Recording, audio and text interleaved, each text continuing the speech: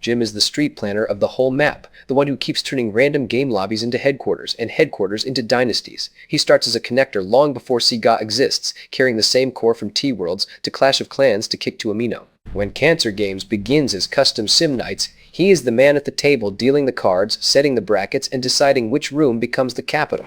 What makes Jim dangerous is not loudness, it is continuity. He survives platform collapses by rebuilding rituals, chats, leagues, side events, and the private rooms where the real government lives.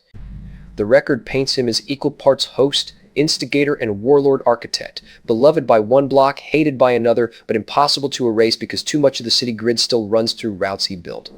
ChillBro moves through the campaign like an old lieutenant whose name outlives whole eras. He is there at the foundation thread with Jim, there in the Kick headquarters years, there in the Team Cab expansion push, and there again when Town of Salem politics turn into a purge campaign. By the time Sega solidifies, he is not just a person in chat, he is a banner people invoke to explain why the culture still behaves like a migrating crew instead of a normal fandom. Stands half soldier, half folklore. One chapter remembers him mass advertising faction invites like a recruiter flooding districts. Another remembers him as a key hand in the Two's purge machine, and later the investigator in the Maria Jo mystery. In the Discord era, he is treated almost like a relic that still talks back, less retired veteran, and more a living emblem the newer generations measure themselves against.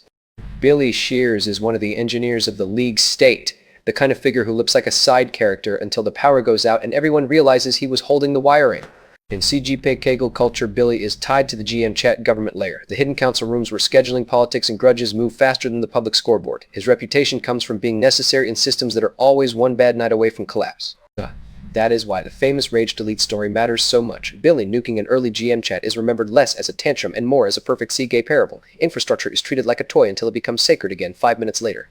Billy's legend sits in that contradiction, volatile enough to break the room, important enough that the room gets rebuilt around the same machine and keeps rolling. Pantwan is a field commander for morale and chaos at the same time. He carries early Town of Salem DNA into Kega, then becomes one of the names repeated whenever the Poolers era aristocracy gets described. In the League setting, he is linked to teen culture, GM energy, and the kind of behind-the-scenes pressure that can turn a quiet week into a headline before anyone in public chat knows what happened. Pantwan is someone who is always doing something offstage, leaking, stirring, whispering, positioning. That gives him a district war aura, not the loud king on the throne, but the man pacing the side corridor while the throne room argues. Even when he is not the face of a season, his shadow is in the paperwork, in the team spirit, and in the timing of when a feud suddenly ignites. F is the kind of veteran every unstable city needs. Not necessarily the flashiest, but one of the names that makes a room feel legitimate just by still being there. The lore keeps placing him inside the veteran circle around Sega's League culture, where memory itself is currency. In a community addicted to reinvention, SF represents the opposite force continuity without theatrics, a pillar that stays upright while newer factions repaint the walls. That steady presence becomes political in a place like CAA. When teams become tribes and scoreboards start deciding social rank, a long-standing member can function like neutral territory, or at least like a checkpoint everyone recognizes. F's significance is that he anchors the story's middle ground, not a mythic founder, not a disposable newcomer, but one of the reliable names proving the culture is bigger than any single season's drama. Badass belongs to the old road generation, the caste that existed before Seagate was a full kingdom and stayed visible after it became one. The sources remember him as a staple from the Kick-era social network who later remains in the Cancer Games orbit, the kind of member whose name carries memories of earlier rooms and side events. He is tied to hosting Energy 2, including tournament-style events that fit the community's addiction to competition and spectacle. The weight lands hardest when the moment real life crashes through the books, his disappearance and the later explanation that it traced back to a severe car accident. In a history obsessed with betrayals, bans, and chat wars, that detail lands like a siren in the street. It turns badass into more than a handle in the machine. One of the reminders that the people inside this territory war narrative were still people who could vanish for reasons no moderator or rival controlled. MileHigh sits at the cracked foundation stone of the League Empire. The lore credits him with founding the rough prototype era, the CGBL Season 0 shape that later gets rebranded into CGPA. In street map terms, he is the crew chief who built the first shaky arena before the bigger names turned it into a citywide sport and started fighting over who owned the scoreboard. That early build role matters because Sega's later power struggles only exist once the League machine exists. MileHigh is remembered as a sports-minded bridge from gridiron into cancer games, carrying the bracket mentality that made weekly posting competition feel natural instead of absurd. Even if later seasons overshadow him, the roads they race on still trace back to his blueprint. Bork is the wild card artisan, the kind of player who can win respect with skill and lose trust with behavior in the same hour. In Seagate and especially Sheagle, he is tied to professional quality edits, enough talent to turn team branding into heavy artillery. When a league is half competition and half propaganda, that kind of visual firepower changes the balance of power by itself. But the books never frames Bork as just a technician. He is a chaos multiplier, a figure whose actions in one arena spill consequences into others and whose presence can make rulers look reckless for enabling him. The D-rate in the dramatized Seagate lens, Bork is the specialist every faction wants on the payroll until the collateral starts spreading through neighboring districts and the alliance bill finally comes due. Scout appears in the campaign as one of those names that keeps re-entering the room with trouble attached. He lives in the K-gridiron overlap, where banter, ego, and boundary-crossing jokes are already normalized, and the sources remember him as a recurring source of controversy that could turn a comedy-heavy culture into a liability overnight. And a story full of people treating outrage like entertainment, Skull is one of the clearest examples of the cost. That makes him an important piece of the district war atmosphere even when he is not a kingpin. He represents the unstable chemistry inside the city walls, a figure who can be part of the routine one week and a flashpoint the next, forcing everybody else to pick between loyalty, denial, or damage control. Seagate lore thrives on that friction, and CAL is one of its repeat ignition points. Sonia's role in the Seagate is less about governing territory, and more about how fragile territory becomes when personal scenes spill into public politics.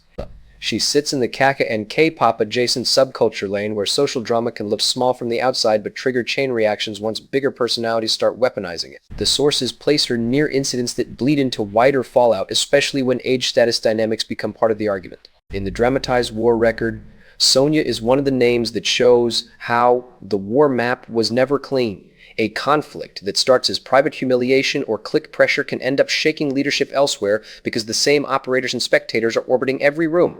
She becomes a pressure point, someone the larger machine pushes around until even unrelated factions start feeling the vibration.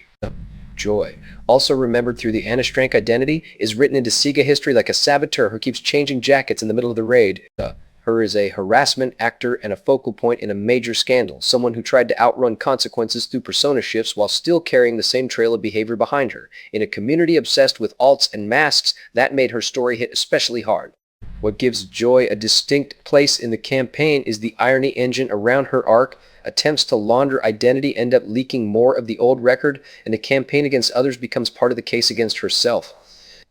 In the district war style telling, Joy is a cautionary operator, proof that changing your colors is easy in this city, but the streets still remember your footprints. Eileen is one of the clearest examples of how Seagate could turn tenderness into a battlefield. The sources remember her as a well-liked presence who later becomes a target, especially because of a protective friendship dynamic that outsiders or enemies reframed in bad faith. In a culture where rumors move faster than evidence and moral language is often used like artillery, that made her vulnerable no matter what she intended. Her arc carries the emotional texture many of the louder war stories try to hide, being cornered by harassment, threats, and escalating accusations while the crowd treats the conflict like another season. Here's dramatic framing. Eileen stands as one of the people who shows the cost of the spectacle. Someone pulled into siege conditions not because she wanted a throne, but because she was close enough to someone else for rivals to weaponize the connection. Amy enters the books as a younger, more sheltered member, and that immediately turns her into a vulnerability point in a community that often confused edge with permission. The record describes her being targeted by sexualized jokes and harassment, then chased even after retreating into Discord spaces. In a war map metaphor, Amy is not a faction leader. She is a civilian district the artillery keeps hitting because the city forgot where the front line should stop. That is exactly why she matters in a roll call. Seaga history is not just built by organizers and operators, it is also shaped by who gets driven out, who deletes, and who decides the price of staying is too high. Amy's presence on the books is a stark reminder that the machine measured activity in laughs and posts, while some members were measuring it in whether logging in felt safe. AngryPrince is not a pure gay original, but he becomes one of the most notable cross-border figures once the territories start merging. In the assemblage and mega lore framing, he enters Sigatrusia and quickly gets pulled into the poolers and the league culture, arriving with outsider stereotypes and then discovering a city that ran on competition more than shock. That outsider to insider shift makes his perspective unusually important on the books. In this district war record, AngryPrince is the diplomat turned operator who learns CHA's local codes and starts moving through its private rooms without ever fully losing the perspective of a foreign ruler. He helps document the aristocracy, the rigging logic, and the way leagues function as both entertainment and government. Whether people read him as ally, opportunist, or historian with a grudge, he becomes part of the territory once he starts speaking its language. Ryder is the fast hands in the back room, the operator type who matters most when the public timeline skips over how things actually got done. The compendium links him to Seagay and the assemblage, and the books paints him as a behind-the-scenes worker with alt-use, quick responses, and late-era contributions to CG Pot Shigel and the post-Amino rebuild. In a city built on private room governments, that skill set is power. He also carries the Seagay tone perfectly. Half infrastructure, half chaos, serious enough to revive systems and reckless enough to be attached to some of the most infamous account-level incidents. That contradiction is why Ryder is a true League-era lieutenant. He is not just a member who witnessed the machine. He is one of the mechanics who kept it running after the wall started cracking. Roundabout hits Seagay like an outside gun for hire and quickly becomes the omen nobody can ignore. The lore ties him to scripting, rigged polls and leader madness, and later exploit escalation that shifts the conflict from ordinary League corruption into full platform-level danger. In a community used to cheating as theater, he represented a different class of weapon, something that could burn the stage itself instead of just fixing the score. That is why his arc feels apocalyptic in the campaign. Once Roundabout escalates from pole rigging to wider exploit havoc and mass invite chaos, Seagay's old tricks stop looking like clever neighborhood crime and start looking like evidence in front of Team Amino. In the dramatized framing, he is the mercenary whose presence turns a territorial war into a state crackdown, and the city never fully recovers on Amino after he passes through. Hex is not a member in the same social sense as the veterans, but he is one of the most notable figures in Seaga's endgame because he represents the state finally rolling tanks into the district. He is the high intern figure who notices the exploit activity and disables the community after the Roundabout arc spirals past what normal moderation can contain. In lore terms, Hex is the siren that means the war has gone too loud to stay local. His importance is historical, not cultural. He does not build Seaga's rituals, but he closes the Amino chapter by force. And that closure matters because it proves the deepest theme of the campaign. The platform can shut the territory down, but it cannot kill the culture. Hex ends the map on Amino. He does not end the crew that carries the map into Discord and starts drawing borders again. Marie is one of the sharpest intel operator figures in the pre-Kaga wars, and that matters because Seaga inherits so much of its private room politics from Town of Salem.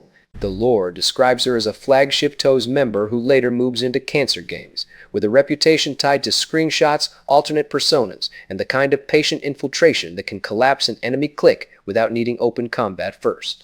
In the district war style telling, Marie is the quiet courier who walks between neighborhoods carrying evidence like contraband. Her role in the semi-decent conflict in the later Marie Jo mystery gives her a near spy thriller aura in a story otherwise dominated by loud egos.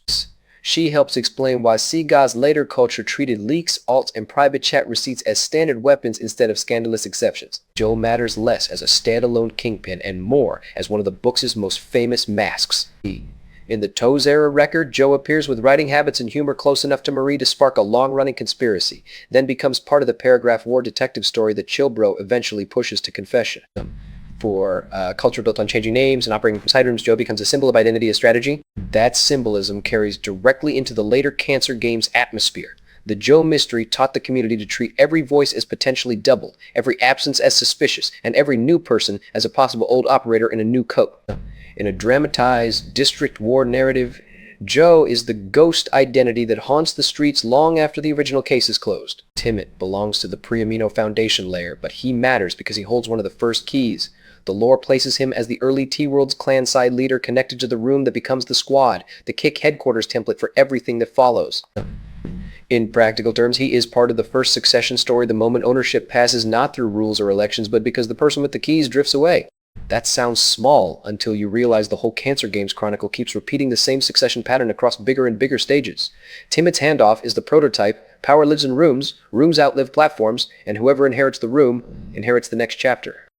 In a Territories and Thrones war record, he is one of the original landlords of the block before the city even had its name. Fancy is a smaller name in the grand hierarchy, but he matters as a cultural texture piece from the Kick-era rooms. The lore remembers him as a self-described Pokemon expert who briefly helps with team building, then becomes roast material in the kind of teenage group dynamic that treated humiliation as sport. That kind of memory is important because it shows what the social weather looked like before Seagay formalized anything.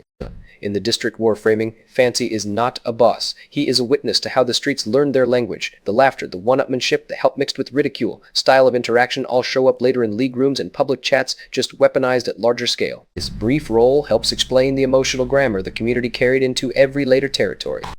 Pinkie is remembered on the books as a defining presence in the awkward bridge era between Team Kaba Fallout and the Next Amino campaigns. Pulled in through NFL chat searching, Pinkie represents the sports infection that changed the tone of the headquarters and helped normalize the kind of team banner identity that later powers CG Pay culture. In a room full of drifting exiles, a loud sports brain can become a climate system. Pinkie matters because not as a conqueror, but as a mood engine. The lore's bitter comedy memory of Patriots fan authority captures how trivial allegiances could become real status markers in these circles. Later, when Sega members treat league teams like neighborhoods and defend them with absurd seriousness, Pinkie is one of the early prophets of that behavior. Interviewer is the mad statistician archetype, one of the figures who proves Cancer Games' culture was not only built by trolls and warlords. The lore remembers him for persistence more than Spotlight, staying in the orbit through multiple migrations, from older invasions and amino phases into later Cancer Games contexts. In a world that keeps burning and rebuilding rooms, the numbers guy becomes strangely immortal. He matters because the league machine rewards memory, record-keeping, and obsessive tracking almost as much as it rewards charisma. In the District War-style war record, Interviewer is the ledger keeper in the back alley office, the one counting bodies, brackets, and streaks, while everyone else is busy cutting promos. The city forgets details fast. People like him keep the score long enough for the myths to form. Phone is a minor legend from the Kick Retreat years, but he lands in the books because he captures the era's exact energy. He's the random stranger invited in off-profile vibes and curiosity, treated at first like a prop for entertainment in a room of teenagers trying to impress each other. Then he flips the script by roasting back hard enough to humiliate the person who tried to make him the joke. That one exchange matters more than its scale. In the dramatized story, Phone is the outsider who walks into a hostile block and leaves with the room's respect simply by refusing to play prey. He embodies the recruitment chaos style of the Kick headquarters years, where strangers could become punchlines, legends, or both depending on who won the first war of words. Viera's place is painful and important because it shows the point where edgy culture crosses into cruelty and the crowd still treats it like content. The sources describe a feud in the Team Kaba era where vulnerability and mental health concerns are mocked, with images and personal material turned into ammunition. In the latest chronicle, that memory survives as evidence of why Jim could be loved and hated at the same time. On this map, Viera is not a rival boss, but is one of the casualties of a culture that kept escalating for laughs until the lines disappeared.